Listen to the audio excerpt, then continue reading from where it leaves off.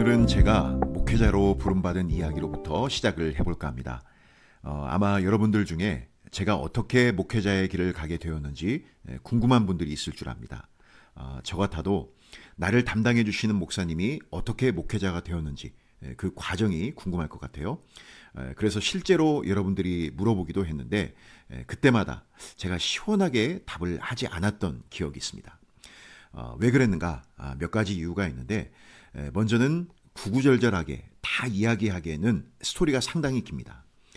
예전에 한번 교회 어떤 모임에서 새벽까지 이런저런 이야기를 서로 나누다가 제가 이 이야기를 꺼냈는데 1시간 넘게 말했던 경험이 있습니다. 그럼 왜 그토록 저의 스토리가 긴 것일까요? 이유는 간단합니다. 제가 끊임없이 불순종했기 때문에 그렇습니다. 하나님의 부르심에 바로 순종을 했다면 1시간 넘게 이야기할 거리가 나올 리 없습니다. 하지만 그럼에도 불구하고 그런 불순종에도 불구하고 하나님은 그런 저를 오래 참으시며 성실하게 인도를 해가셨고 그 과정에서 여러 일들이 있었던 겁니다. 목회자로 부름을 받고 초기에는 몇 번 이런 스토리를 사람들에게 얘기했었는데 시간이 지나고 저의 신학적인 어떤 그 방향이 달라지면서 되도록이면 하지 않는 것이 좋겠다는 생각을 갖게 되었습니다. 불순종한 과정 속에서 체험적인 요소들이 뒤섞여 있다 보니까 자칫 하나님의 영광을 나타내기보다는 나 같은 사람이 내가 마치 무엇인가 되는 것처럼 비춰질 수도 있겠다. 그런 마음이 들었습니다. 그러면서 자세히 얘기하기를 꺼렸던 것 같습니다. 그래서 오늘은 하나님께 대한 본격적인 불순종이 있기 전 부르심의 확신을 확인했던 과정의 이야기를 여러분과 나누려고 합니다. 첫 부르심이 있고 이 부분도 내용이 길어서 스킵하겠습니다. 하나님이 저를 목회자로 부르셨다는 것을 알았을 때 찾아온 그 첫 마음은 극도의 두려움이었습니다. 육체와 영혼이 동시에 두려움에 떨면서 며칠 동안을 폐인처럼 지냈습니다. 그런데 마침 그때 수련회가 있었습니다. 그 상태로라면 아파서 못 가겠다라고 말을 하고 싶었는데 차마 그럴 수가 없었습니다. 왜냐하면 중요하게 맡은 게 있어서 책임감 때문에 어쩔 수 없이 갔습니다. 가면서도 두렵습니다, 하나님. 두렵습니다, 하나님. 그 말만 마음속에서 계속 반복을 했던 것 같아요. 하지만 기도의 시간에 하나님은 너무나 분명하게 두려워하지 말라라고 저에게 목사님을 통해서 말씀을 해주셨고 거짓말처럼 저를 붙잡고 있던 두려움의 영은 떠나갔고 몸도 회복이 되었습니다. 그러고 나서 제 마음속에 찾아온 생각이 무엇이었냐면 하나님, 지금은 아닌 것 같아요. 좀 직장 생활도 하고 결혼도 한 다음에 그 길을 가면 안 될까요? 였습니다. 그 기도 제목으로 일주일 동안 기도를 하고 주일을 맞아 교회를 가게 되었는데 그때 주일 설교 말씀, 본문이 요한복음이었는데 그 말씀을 통해서 또 너무나도 명확하게 지금이 아니라고 말하지 말라. 바로 지금이다. 라고 목사님의 입술을 통해서 말씀을 해주셨습니다. 이쯤 되면 부르심에 대한 확신을 갖고 순종을 해야 되는데 저는 그렇게 하지 않았습니다. 한 번 더 확인해보고 싶은 마음이 있었습니다. 마치 하나님께서 사사 기드온을 부르실 때 기드온이 자꾸 확증을 보여달라고 반복해서 요구하고 또 하나님이 그걸 들어주셨던 것처럼 저도 그렇게 확인받고 싶은 마음이 한편에 있었습니다. 그래서 이번에는 저는 아무런 준비가 되어 있지 않습니다, 하나님. 저같이 준비되지 않은 사람이 어떻게 그 길을 갈 수 있겠습니까? 라고 일주일 동안 기도를 했습니다. 그렇게 일주일이 지났고 저는 마치 하나님이 나에게 무엇이라고 말씀하실지 두고 보겠다라는 마음으로 파수하는 곳, 그 성루에 서 있었던 하박국 선지자와 비슷한 심정으로 교회를 향했습니다. 그런데 그 주일에 마침 담당 목사님이 해외 단기 선교차 출타 중이셔서 다른 목사님이 오셔서 말씀을 전하게 되었는데 제가 그분의 설교를 들은 적이 있었습니다. 목사가 이런 말 하는 걸 용서해 주시고 들어주세요. 그분은 완전 제 스타일이 아니었습니다. 제가 그때 앞에서 3번째 자리에 앉아 있었는데 어떤 마음이었냐면 오늘은 틀렸다 라고 몸을 뒤로 제끼고 거만하게 팔짱을 낀 채 어디 한번 해보쇼 이런 마음으로 말씀을 들었습니다. 그때 설교 본문이 마가복음 11장 1절부터 10절 말씀이었는데 보시는 바와 같이 이제 예수님이 예루살렘에 입성하실 때에 나귀 새끼를 타고 가셨던 그 장면입니다. 그런데 말씀이 선포되는 동안 점점 제가 처음 가졌던 마음이 사라져가면서 말씀에 귀 기울이기 시작했습니다. 그러면서 마지막 결론적으로 이 목사님이 하신 그 요지가 무엇이었냐면 이런 내용이었습니다. 나귀 새끼는 어리고 연약하며 아직 아무도 타본 적이 없었습니다. 아무런 준비가 되어 있지 않았습니다. 하지만 준비되지 않은 그 나귀에 바로 예수님이 타셨습니다. 여러분, 준비되지 않았다라고 생각하지 마십시오. 주님이 쓰시면 됩니다. 그 나귀 새끼처럼 우리 역시도 주님이 그렇게 사용하실 것입니다. 대강 이런 내용이었습니다. 여러분, 제가 어땠을까요? 말씀이 채 끝나기도 전부터 예배가 다 끝나고 사람들이 일어날 때까지 계속 회개하며 눈물 콧물 쏟으며 울었던 기억이 있습니다. 그렇게 예배당을 나서면서 주님의 부르심에 대한 확신을 가지고 이제 순종하겠습니다, 주님. 이렇게 다짐을 하면서 저는 다시 불순종의 길로 가게 됩니다. 오늘 강의 미스테리하죠. 강의 제목도 아리송한데 뜬금없는 강 목사의 소명에 대한 이야기까지. 먼저 이번 강의는 우리가 성경을 볼 때 오해할 수 있고 잘못된 해석을 할 수 있는 그러한 부분들을 바른 성경의 안목을 가지고 볼 수 있도록 돕는 것을 목적으로 하고 있습니다. 만약 기회가 주어진다면 몇 번에 걸쳐 다양한 성경 본문을 함께 다뤄볼 생각입니다. 그리고 저의 소명에 대한 이야기를 꺼낸 것은 오늘 본문과 깊은 관련이 있기 때문에 그렇습니다. 특별히 마지막 나귀 새끼에 대한 마가복음 본문입니다. 여러분은 평생 기억에 남을 만한 설교가 있습니까? 사실 저에게는 이 설교가 그런 설교 중에 하나라고 할 수 있습니다. 물론 이후에 저는 불순종을 이어가지만 그렇다고 부르심에 대한 확신을 다시 달라고 기도하지는 않았습니다. 그만큼 저에게는 강력한 영향력을 미쳤던 설교였습니다. 하지만 몇 년 후에 신대원에 들어가 신학을 공부하면서 과연 이 설교 내용이 성경적으로 바른 해석을 통한 그러한 내용이었는가를 생각해 보았을 때 결론은 그렇지 않다는 데에 이르게 되었습니다. 과연 무엇이 문제였던 것일까요? 오늘 우리가 함께 살펴볼 본문은 사무엘상 6장 10절부터 16절까지 말씀입니다. 제가 한번 보겠습니다. 그 사람들이 그같이 하여 젖나는 소 둘을 끌어다가 수레를 메우고 송아지들은 집에 가두고 여호와의 궤와 및 금쥐와 그들의 독종의 형상을 담은 상자를 수레 위에 실으니 암소가 벳세메스 길로 바로 행하여 대로로 가며 갈 때 울고 좌우로 치우치지 아니하였고 블레셋 방백들은 벳세메스 경계선까지 따라가니라.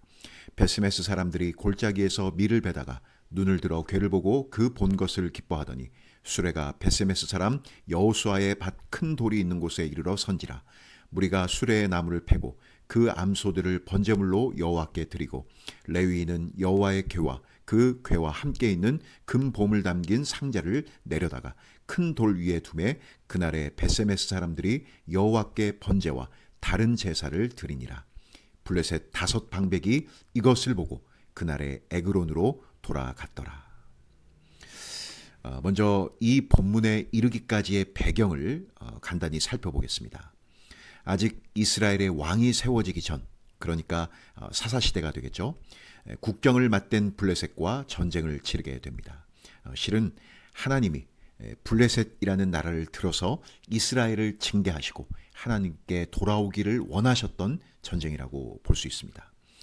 그렇게 두 나라가 붙게 되었는데 그만 이스라엘 군사 4,000명이 죽임을 당합니다. 대패를 당하게 된 것이죠. 그러면 하나님께 먼저 돌아와서 회개하고 하나님의 도우심을 구해야 하는 것이 마땅한데 이스라엘 장로들이 어떤 방법을 택하게 되냐면 여호와의 언약궤를 전쟁터 그 한복판에 끌고 갑니다. 여기에 제사장들, 엘리의 두 아들 홈니와 비느하스가 가세해서 이 짓을 벌이게 된 것이죠. 이것만 있으면 우리들이 무조건 승리할 것이다. 그렇게 굳게 믿고 사기가 치솟았던 이스라엘 백성들이 성경을 보니까 땅이 울릴 정도로 크게 외쳤다라고 전하고 있습니다. 블레셋 군대가 이것을 보고 깜짝 놀라 두려워합니다. 그런데 두려우면 사기가 꺾여서 도망가든지 해야 되는데 오히려 더 힘을 내서 우리가 죽기 살기로 대장부처럼 한번 싸워보자. 이렇게 결의가 되면서 결국 전쟁의 결과가 어떻게 되었을까요? 이스라엘 군사 3만 명이 죽임을 당하면서 대패를 당하고 무엇보다 그들이 전쟁터에 끌고 온 언약궤를 블레셋 군대의 손에 빼앗기게 됩니다. 그렇게 블레셋 땅에 들어간 언약궤는 말 그대로 뜨거운 감자가 됩니다. 언약궤를 놓아두었던 다곤 신전의 그 우상들이 엎어지고 깨지고 난리가 나게 됩니다. 그래서 다른 곳으로 언약궤를 옮겨놓게 되면 그 지역 전체에 독한 종기가 일어나게 되어서 사람들이 죽어나가기 시작합니다. 계속 재앙이 일어나서 이렇게 7달이 지나게 되자 나라 전체가 큰 혼란과 위기에 빠지게 되고 사람들이 더 이상은 안 되겠다. 대책을 세우자.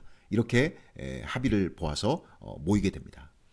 그래서 그들이 어떤 결론에 이르게 되었냐면 젖나는 암소 둘을 끌어다가 새끼들은 집에 놔두고 수레에 언약궤와 각종 재물, 쉽게 얘기하면 뇌물이죠.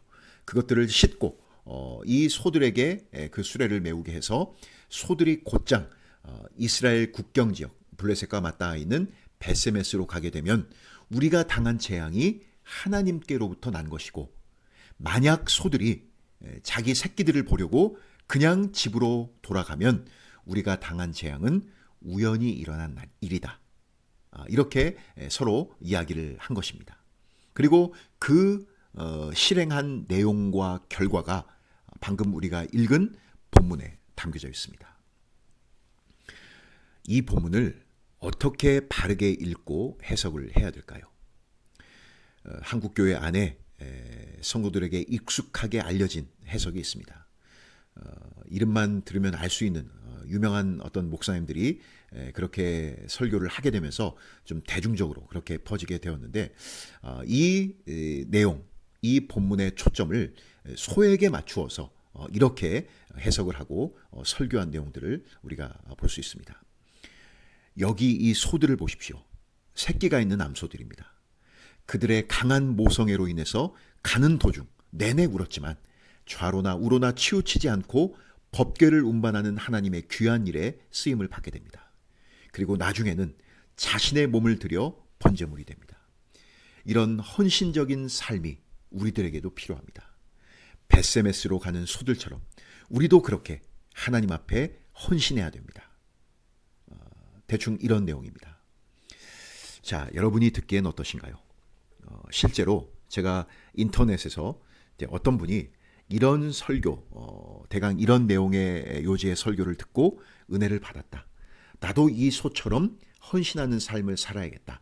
그렇게 다짐하는 글을 쓴 것을 본 적이 있습니다. 사실 이렇게 해석을 하게 되면 본문을 파악하기도 매우 간단하고 또한 감동을 줄 수 있는 요소들이 있다 보니 성도들이 쉽게 이 내용을 받아들이게 됩니다. 또 기억에도 남게 되죠. 그러나 과연 이것이 진짜 성경이 우리에게 의도한 그러한 내용일까요? 이 소들처럼 우리도 헌신해라. 그것을 성경이 우리에게 하고 싶었던 얘기일까요? 우리가 이 내용을 확인을 해봐야 됩니다. 정말 이 소들은 헌신을 한 것일까요? 그러기엔 너무 큰 장애물이 하나 있습니다.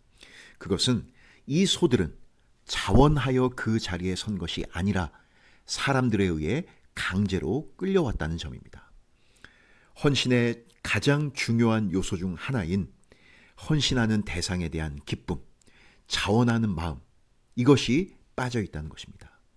이 소들이 새끼들을 다 버리고 내가 죽을 각오를 하고 언약궤를 메고 가겠다. 그렇게 스스로 나선 것입니까? 대답은 아닙니다. No, 그렇지 않죠. 정확히 말하면 이 소들은 지금 자기들이 무엇을 하고 있는지도 전혀 모릅니다. 알 리가 없습니다. 왜죠? 이들은 사람이 아닌 소에 불과합니다. 자, 또 하나. 100번 양보해서 앞의 내용을 100번 양보해서 소들이 헌신했다라고 칩시다.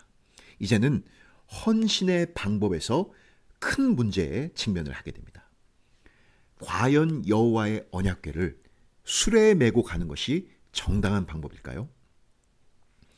사무엘하 6장을 보면 왕위에 오른 다윗이 이스라엘 변방 기럇 여아림에서 수십 년 동안 머물러 있던 언약궤를 이제 드디어 예루살렘으로 이동하기 위해 정성을 다해 수많은 사람들을 동원해 옮겨가는 장면이 등장을 합니다. 그때 새 수레에다가 언약궤를 싣고 역시 소들이 끌고 가는 그러한 방식을 택하게 됐는데 이 소들이 그만 타작마당에서 뛰는 일이 벌어지게 됩니다. 소가 뛰게 되면 거기에 실려있던 언약궤가 어떻게 되겠죠?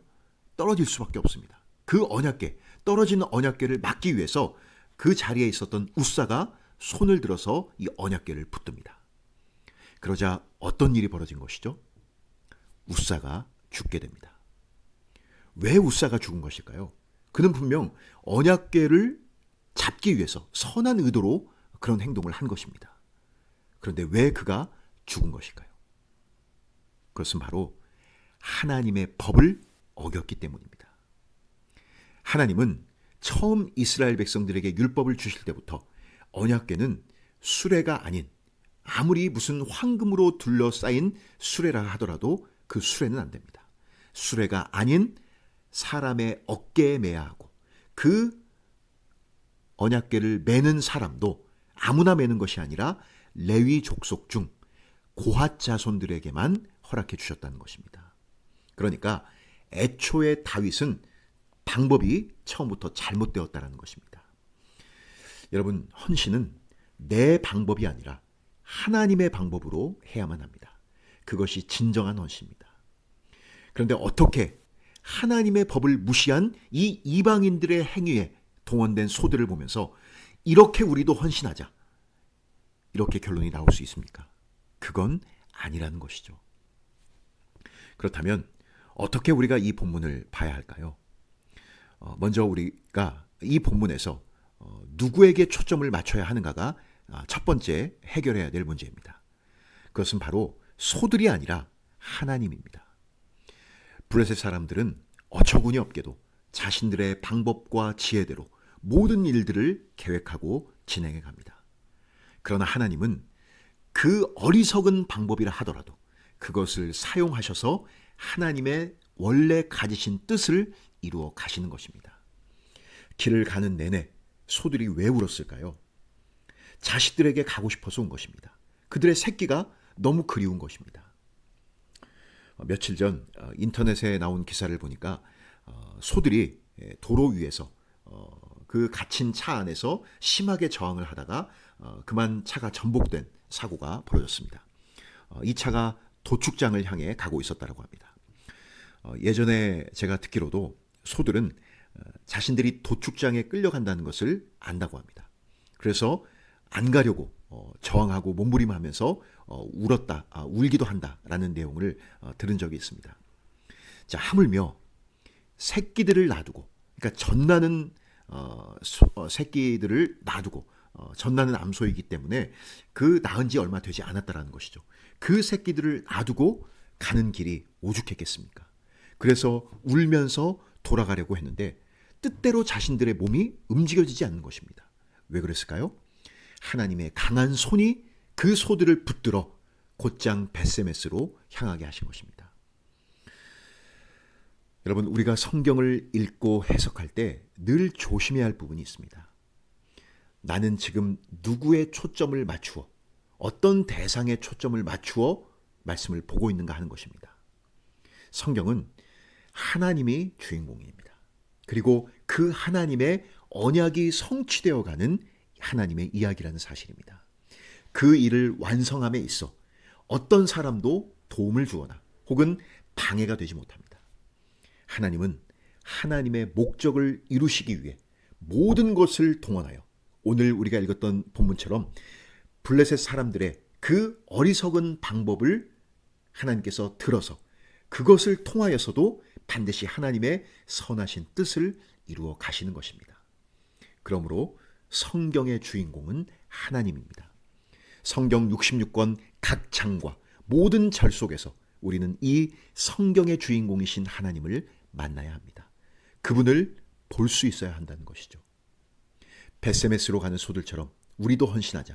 이런 식으로 성경을 보게 된다면 우리는 하나님의 의도는 덮어버린 채 그저 나의 의도대로 내 입맛대로 성경도 보고 말 것입니다. 과연 그렇게 읽는 성경이 진정한 하나님의 말씀일 수 있을까요? 깊이 생각해 볼 문제입니다. 이제 왜 제가 마가복음의 그 말씀이 바르게 해석된 설교가 아니라고 했는지 그 이유를 파악했으리라 봅니다. 그런데 끝으로 우리가 한 가지 더 생각해 볼 점이 있습니다. 저는 그날 설교를 듣고 분명히 은혜를 받았습니다. 비록 잘못된 해석의 설교였지만 부르심에 주저하던 저에게 강한 확신을 주셨던 평생 잊지 못할 설교였습니다. 여러분, 이 아이러니가 바로 하나님이 일하시는 신비로운 방법이 아닐까요? 사실 성경적으로 흠이 없이 완벽하게 하나님의 뜻을 드러낸 설교가 있겠지만 모든 설교자가 항상 그렇게 할 수는 없을 것입니다. 설교자도 연약과 무지에 둘러싸인 똑같은 인간이기에 그럴 수밖에 없습니다. 그러나 하나님은 그런 부족한 설교를 통해서도 성도 개개인에게 말씀하시며 은혜를 부어주신다는 것이죠. 그렇다면 설교자는 내가 어떻게 설교해도 하나님이 알아서 은혜를 다 부어주시니까 하나님의 뜻을 찾는 데는 소홀히 하면서 그저 쉽고 감동을 줄 수 있는 그러한 설교의 내용을 계속해도 괜찮다는 것일까요? 그렇지 않습니다. 설교자는 부지런히 하나님의 뜻을 발견하고 성경의 주인공이신 하나님이 무엇라 말씀하시는지 정확하게 성도들에게 전달할 의무가 있습니다. 성도들도 마찬가지입니다. 베레아 성도들처럼 지금 내가 듣고 있는 이 말씀이 과연 하나님의 의도를 바르게 드러내고 있는지 아니면 어디에서도 들을 수 있는 도덕적인 교훈을 하나님의 말씀인 것처럼 포장하고 있는지를 깊이 상고하고 분별할 수 있어야 하겠습니다. 개인적으로 성경을 볼 때에도 내 의도를 찾고 발견하는 것이 아니라 하나님의 의도를 찾기 위해서 애를 쓰면서 성경을 보는 것이 성도의 마땅한 자세인 것입니다. 이것이 설교자와 성도가 성경에 대해 가지고 있어야 할 바른 태도라고 할 수 있다는 것이죠. 오늘 강의는 여기에서 마무리 짓도록 하겠습니다. 항상 새로운 마음과 기대를 가지고 성경 앞에서 하나님의 뜻을 발견할 수 있는 저와 여러분이 될 수 있기를 바랍니다. 그럼 저는 복된 주일 예배의 자리에서 여러분과 다시 만나겠습니다. 감사합니다.